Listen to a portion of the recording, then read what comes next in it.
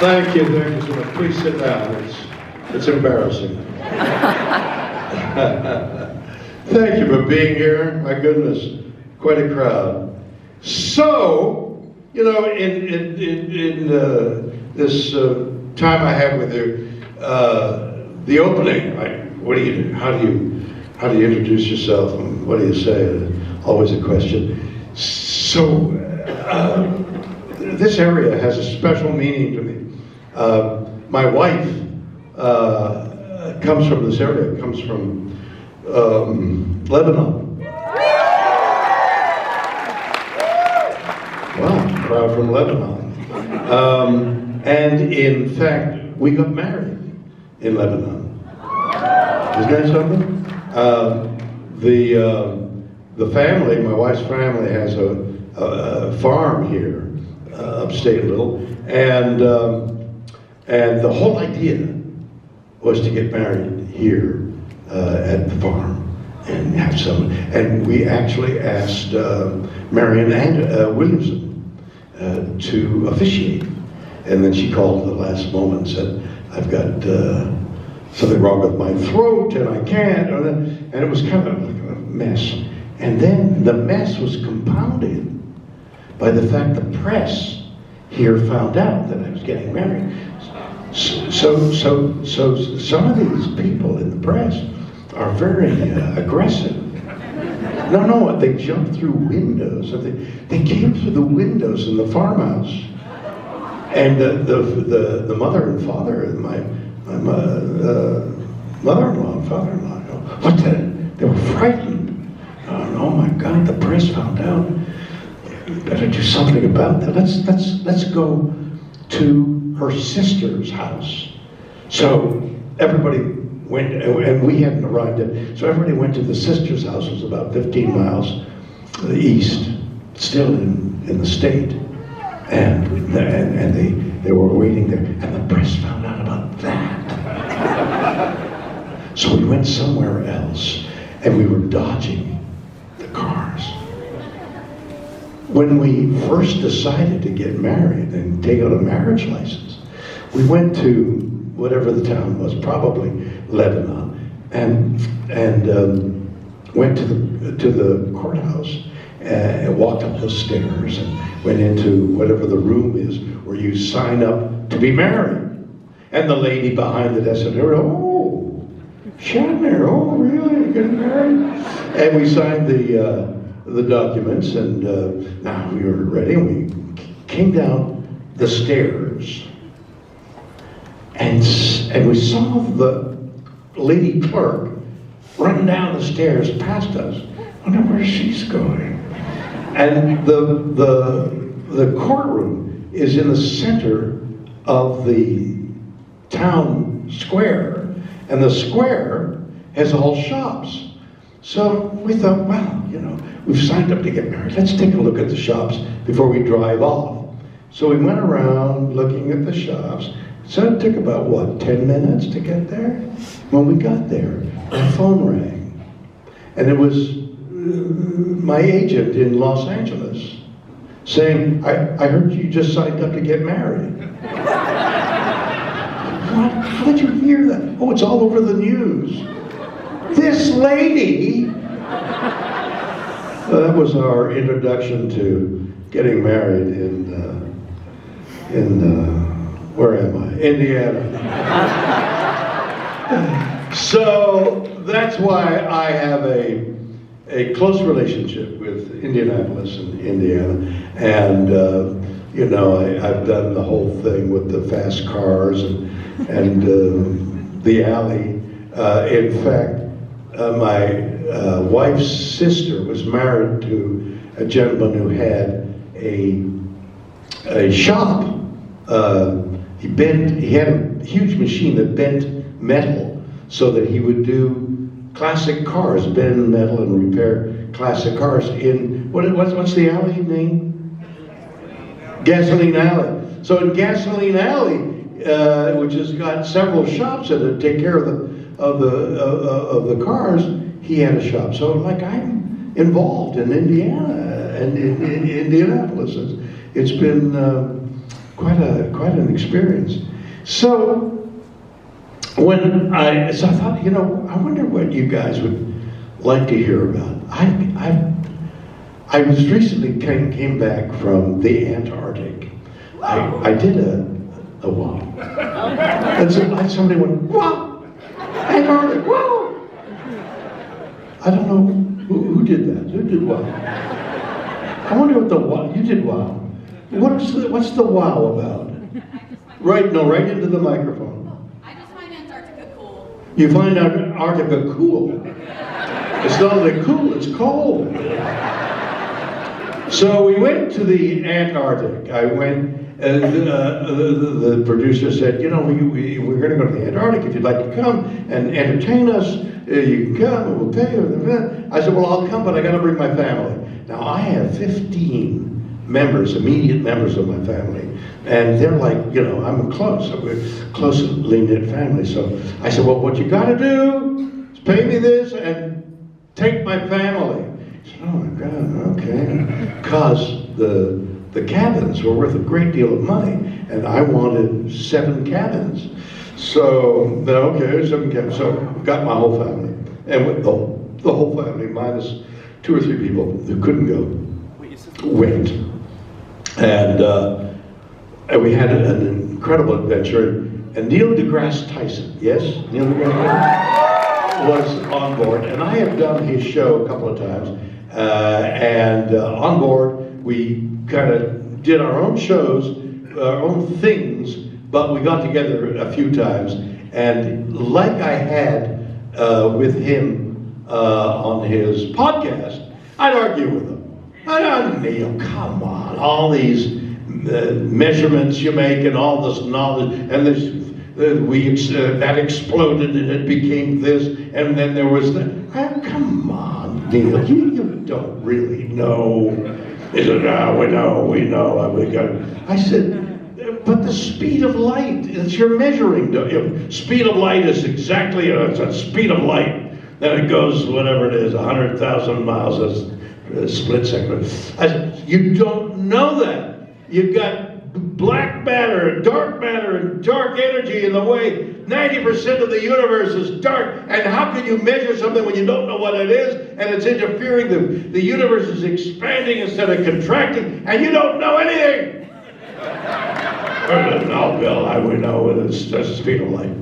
So I'm kidding him in half, and so on board ship I was doing the same thing. And after one of the sessions on stage, somebody in the audience came up to me and says, I'm Joe Blow, and I'm an astrophysicist and he named the school, and he said, you're right.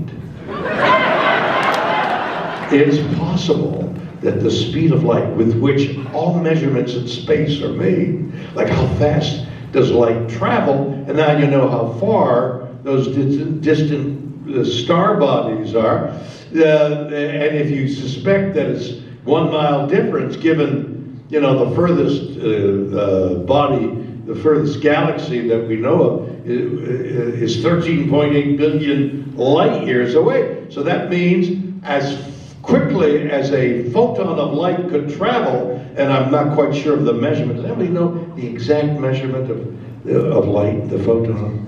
It's hundreds of thousands of miles a second, okay? So if you're off just by a little, if you say it's 500 million miles a second, if you're off by 10 miles and you go 13.8 billion, I mean, that's a lot of mileage you're off. You gotta be exact. And we got this force that we don't know what it is. Black matter, black energy. We don't know what it is, but we know that the universe is expanding and it should be contracting based on the laws of gravity, which we don't know how that works either. So I'm saying, you don't know anything. So, all in fun, because he knows a great deal. So when I came back from Antarctica, and I had done a lot of reading about the 3 explorers that traveled, explored, tried to find the South Pole. there were three guys, Scott, Amundsen, and come on, the guy with his ship got locked in the Shackleton, Scott, and Amundsen were three well-known explorers who tried, in two cases failed, to get to the South Pole. And when I came home, I was struck by the thought of, why do we explore? I mean, it's dangerous. The South Pole is 5 miles, 3 miles, somewhere deep of snow and ice. It's a desert. It snows very irregularly there. But over the tens of thousands of years that the South Pole has been cold, it was once very hot, you know. It was once a tropical paradise. And in fact, they've discovered lakes and mountains. It's a whole continent there. And they found these lakes, and they sent a probe down into the lake, and they discovered bacteria that doesn't exist anywhere else on Earth. It's like another life form down below. So it's a cold, hostile, mysterious place. Why would you want to go there? Why would somebody want to say, hey, you know, I stood on the South Pole. So what? It's not even as dramatic as climbing Mount Everest. I stood on Mount Everest. Why would you want to stand on Mount Everest? Because if you've seen pictures, you get to Mount Everest and you know what you see? More peaks. Peak over here, climb me! You know what I mean? What's the point, you'd think, of traveling in that cold desert and dying? Why? Why explore? Which struck me as, why go to Mars? Why? See, it's arid. There's maybe some water, that may not be. The gravity's 1/3. There's no air. The sun burns you. There's no radiation shield. You're gonna die. None of that. You can die there. You're gonna die on the way there. Or if you don't die on the way there, you haven't died being there, you're going to die on the way back. Why do you want to go? Why do you want to explore? What is exploration to mankind? That's what struck me. So I began to delve into these guys' background. And in our own background, mankind's background. So there we are, little hominids in Africa. And then one day, I'm going to go explore.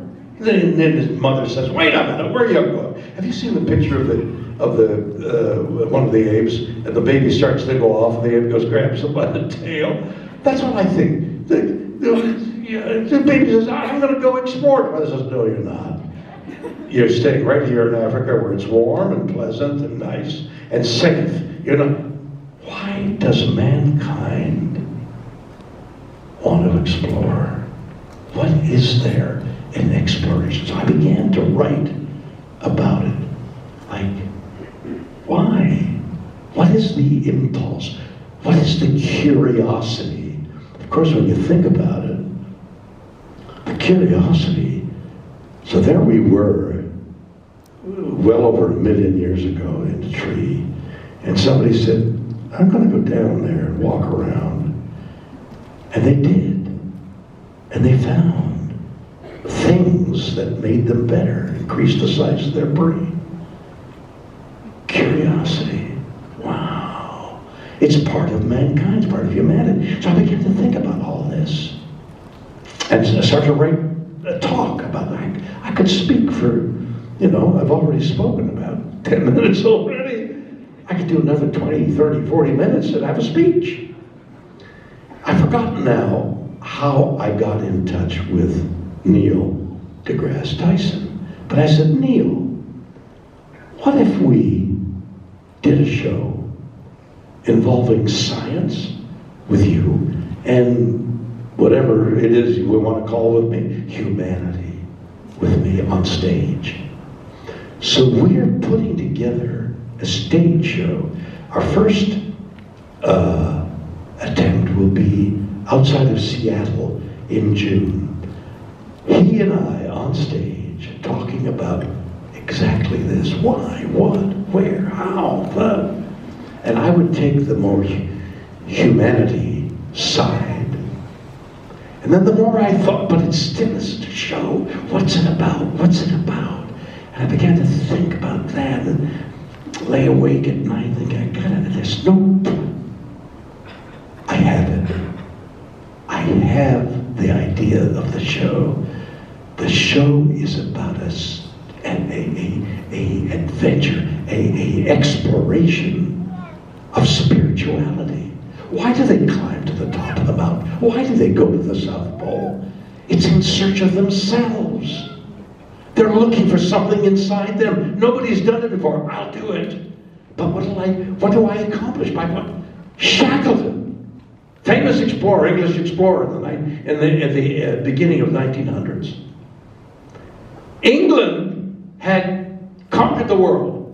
In the 19th century, England had, I don't know what you'd say, explored, subdued India, Canada, Australia, all the continent. I mean, it was the huge empire at 19. This little island of 60 million people had in charge of the world. And Shackleton was an Englishman, had failed at everything. Everything he tried, he failed at. He tried so many things. English, very well educated, distinguished Englishman, had failed. And somehow, he raised the money to buy a 3-masted sailing ship. And prior to that, he had failed on his first voyage to the South Pole. Now he's trying his second voyage. And he fills his ship with 28 men who he handpicks. Great photographer, great navigator, great people who are at the top of their field. Come with me, we're going to explore, we're going to go. And he fills his people with the best, sails to the South Pole, sails to the Antarctic, and gets locked into sea ice that had formed because it suddenly turned cold. His ship was embedded in the sea ice, couldn't get anywhere near land for 2 years in ice. And then the ice began to break his ship up. It failed again. And then the adventure continues. So Neil deGrasse Tyson and I are going to do a show about exploration. And I said, but it's exploration in other fields. It's exploration in medicine. I mean, when we were on the savannas, somehow some of the people plucked a bit of the blossom or a weed, and that works. I feel better now. It's curing me. And this medicine, home medicine, began to evolve they didn't have any microscopes. They tasted it, they died because it was poison. Don't touch that. Or they picked out, I feel better. And it had a little of what the aspirin help. I said, what is it? Yes, say it again.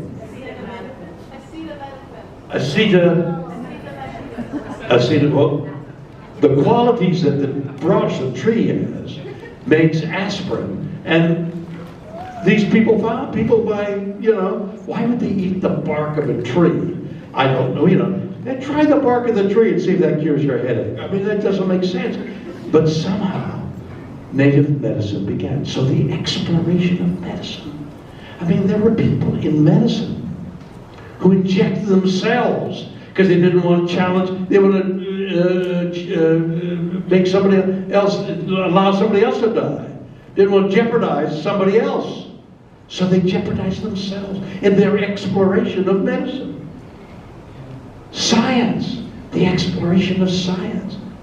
Nobody knew anything about science, and then along came the ancients, and then the Greeks, and then Aristotle, and slowly a volume of information became available as mankind explored medicine. Exploration of the stars. Let's go to the moon. Why do you want to go to the moon? Go to the moon. Exploration. Go to Mars. Who wants to be the first one to set foot on Mars? I'll go! I won't go, but I'll go, says a large group of adventurous people. Why? Why do you want to climb Mount Everest? They climbed Mount Everest in the same clothes that the English guys, Scott and Shatner, wore. Wool. Oh, wool. Good. English wool will protect us.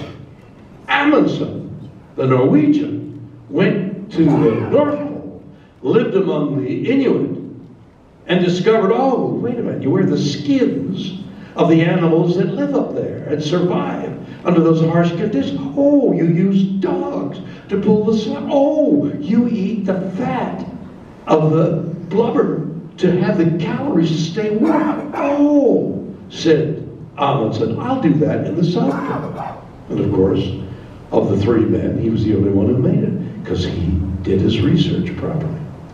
But the whole idea of mankind exploring, and that's really science fiction as well, isn't it? Writers write what's in their imagination, far beyond their or our ability to do the things that are called for in the writing in science fiction, but it tickles our imagination. Wow. Imagine having a sailing ship.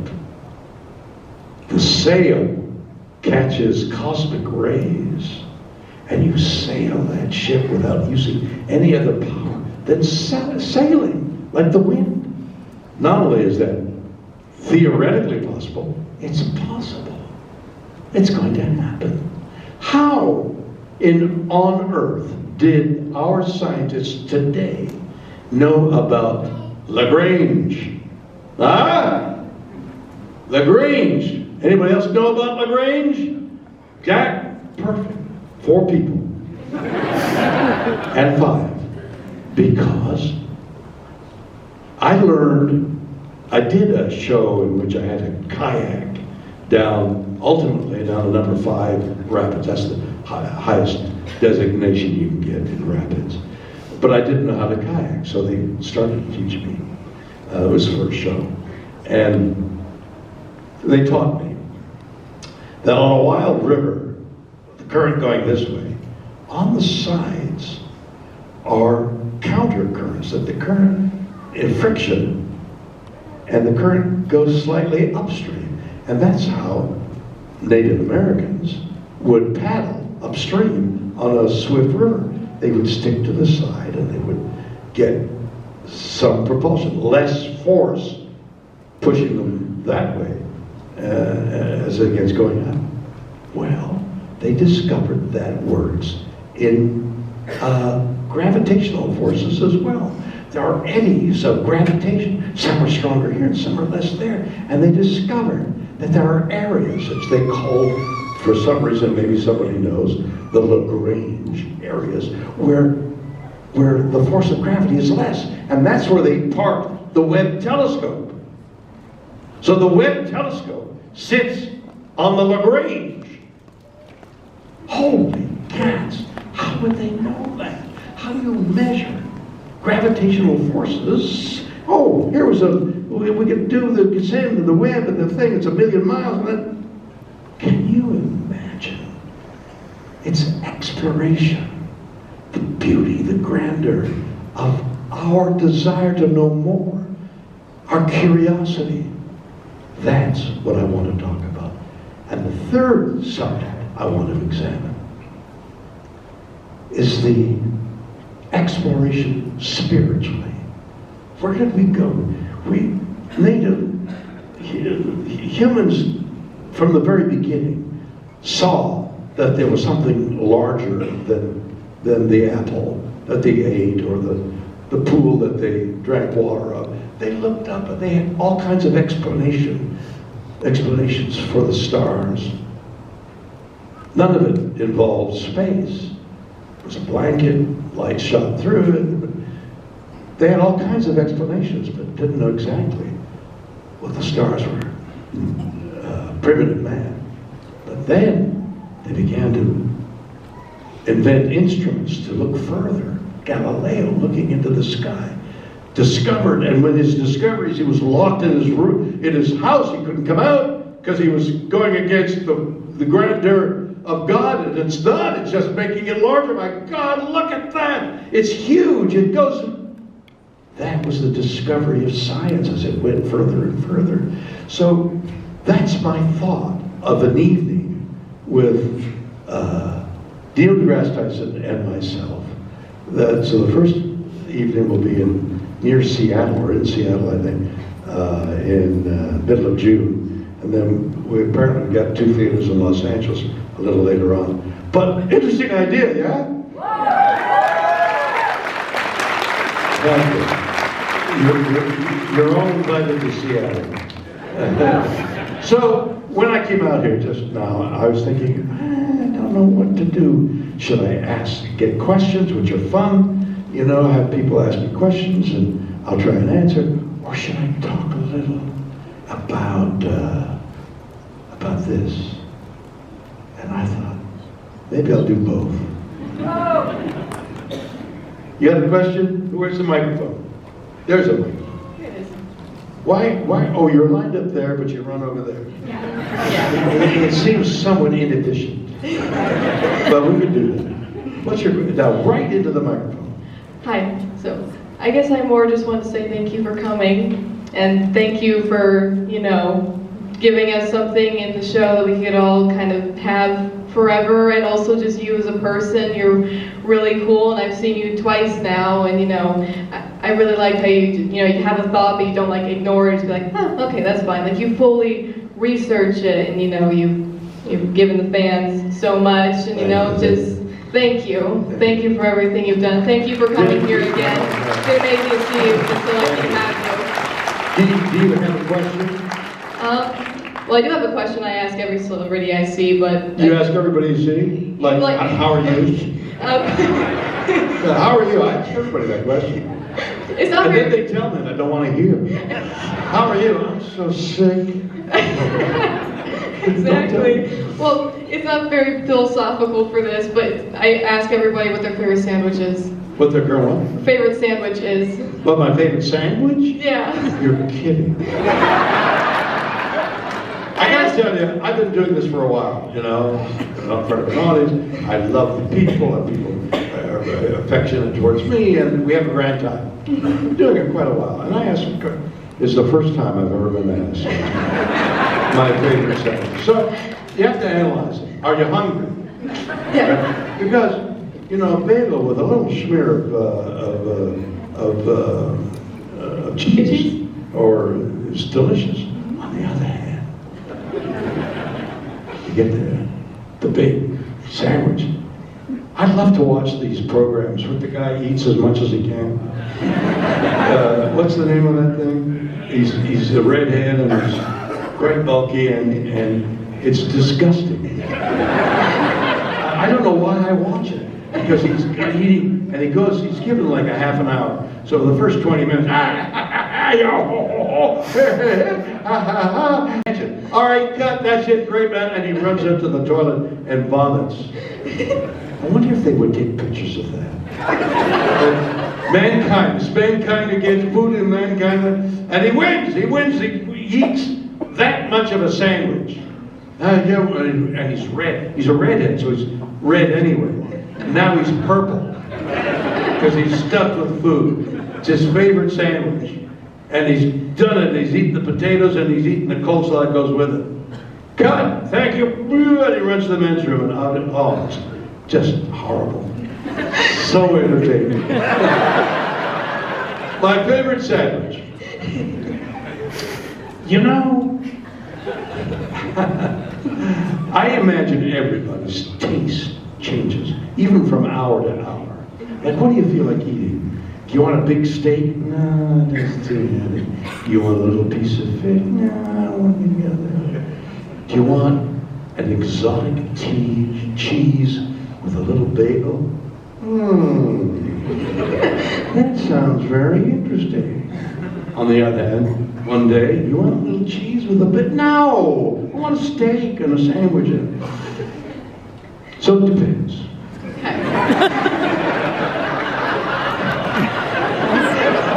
Ask me tomorrow, I'll have a different answer. I'll see you at the Celebrity Row? where they're playing the game tomorrow at 4. I'll meet you there and I'll tell you how I feel. Thank you so much.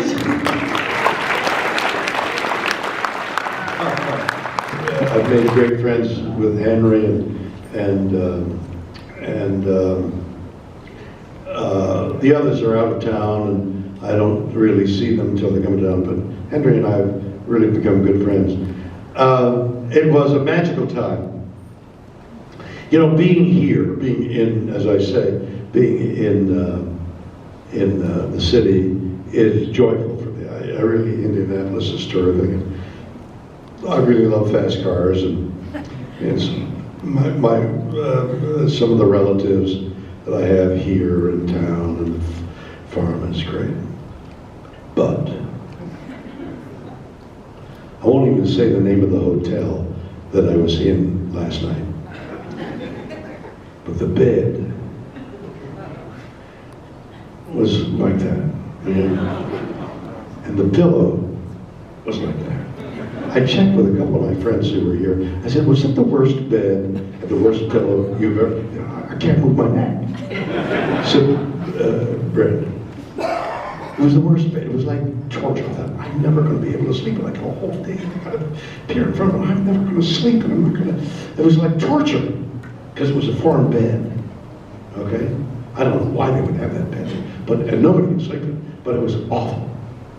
The beds around the world are worse. I mean, Thailand, I was like a rope mattress. So, it's difficult. And not only that, the food is prepared differently. Sometimes it's better, and sometimes it's not as good. So you can't sleep, you can't eat. And you got to get on an airplane. You got to go, you got to drive. That's awful. But then, George Foreman and I get in the ring, and I box George Foreman, and he hits me and he knocks me out. So much fun! And then, perhaps the crowning moment on that show, better late than never, was my quarterback. Terry Bradshaw. Terry is a hoot. Terry is, I guess, 60 or more years old now, but he still behaves like a jock. He's a child man. No, he's a man child. No, he's a child man. Right. And he's a hoot. He's funny, and he hurts a lot. His back is out. Time and time again in a hotel lobby, I'd have him by the feet, trying to stretch his back. It was, God, people would stand around by the, in a big circle as I'm stretching his back out. So we're in Scandinavia, in what's the capital of Sweden? Stockholm. No. Stockholm? Okay, we're in Stockholm. And talk about eating, the choice of bon vivants in Stockholm is moldy fish, rancid fish. And it's a delicacy. And they can it. And the cans, as anybody who eats canned food, knows if it's bad, the can swells because there's gases going in, and then eventually the can explodes. Well, they can this rancid fish, and it swells. So as part of the entertainment, the producer said, guys, we're going to eat the rancid fish.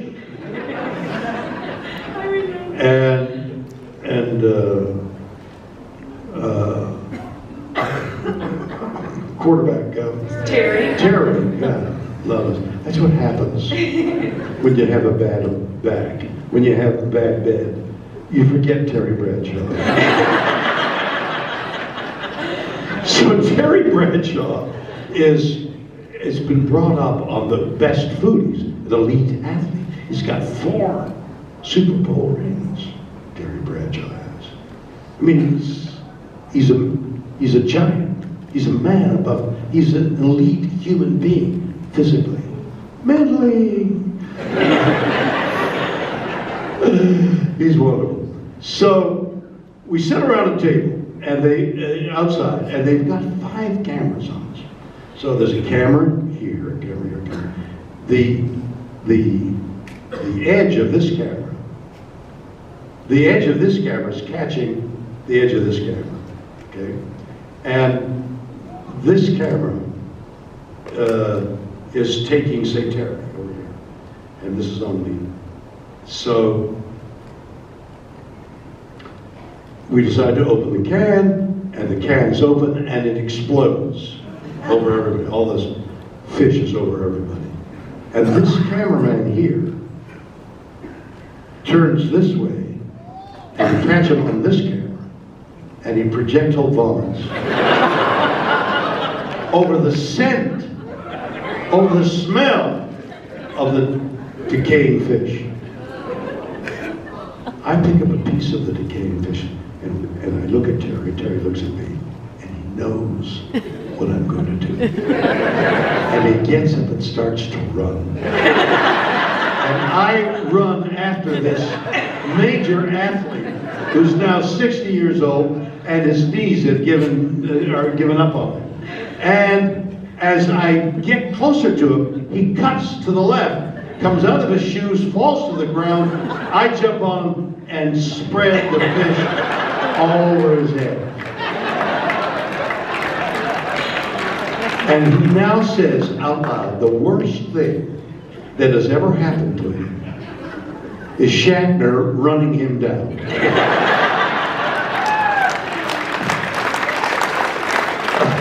Any chance you'll ever do the show again? That was great. I had the best time with those guys. Is there any chance you'd do Well, wait a do minute. another Are you season? asking another question? Is there a chance you'd ever do the... Wait a minute, start again.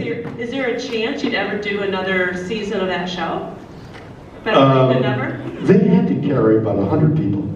Oh. And so after the end of the second season, I don't know, maybe based on ratings or Yeah. so, they decided they couldn't do it anymore.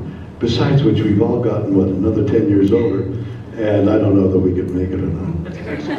Love I'm it. having difficulty getting up on the stage or remembering Terry Bradshaw's name. Thank you very much. Thank you. Question, okay, good. Mr. Shatner, it's an absolute honor to get to speak Is with it you. really? What does that mean? My parents went to Star Trek The Motion Picture that evening. Wait a minute, your parents, wait, start again. Your parents took you? No. When they saw Star Trek The When Motion your Picture parents saw that night the movie. was when I was created. Thank you so much for that.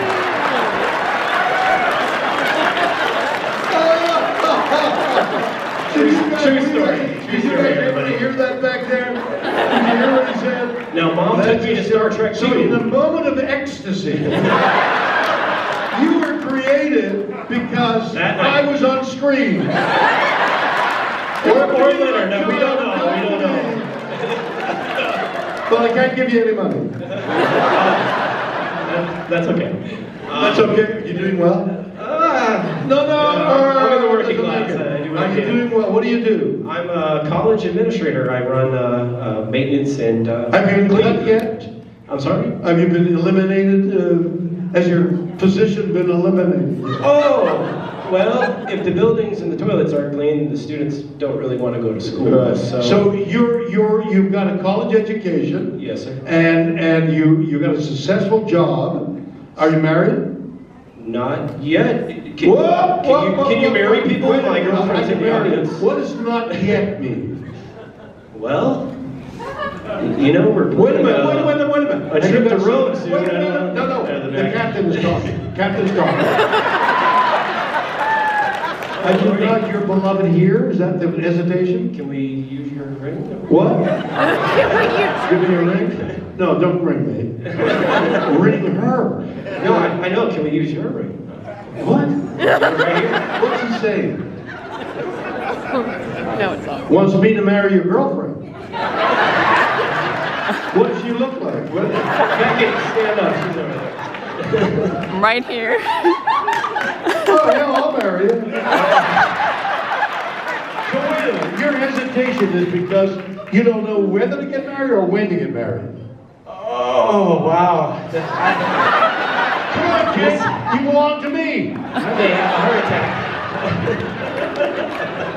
Listen to me. I will. If Give you me some love advice. her, I'll take if some you advice. love her, take a chance. Okay. Okay? There's nothing like taking a chance at exploration. Thank you very much, everybody. Pleasure being with you. Awesome.